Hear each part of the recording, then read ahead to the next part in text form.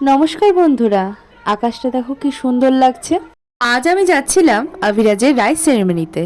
এক দাদাভাইয়ের বাড়িতে দাদাভাইয়ের ছেলের আজকে রাইস সেরেমনি ছিল, তো সেখানেই চলে গিয়েছিলাম। দেখতেই পাচ্ছ কি রকম ভিড়।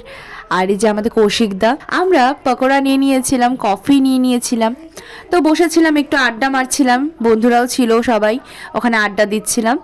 দেওয়ার পর তারপরে চলে গেলাম আমরা খেতে। ফার্স্টে মিনারেল ওয়াটার দিয়ে দিল, দেন আমাদের প্লেট দিয়ে দিল, যেটা অ্যাজ ইউজুয়াল দিতে হয়।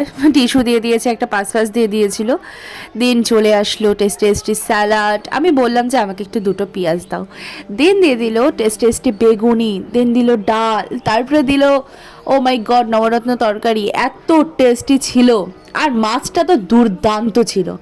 তারপর না দিয়ে দিল হলো বাসন্তী পোলাও, আর তার সাথে কষা কষা মাটন, আর তার সাথে চাটনি আর মিষ্টি।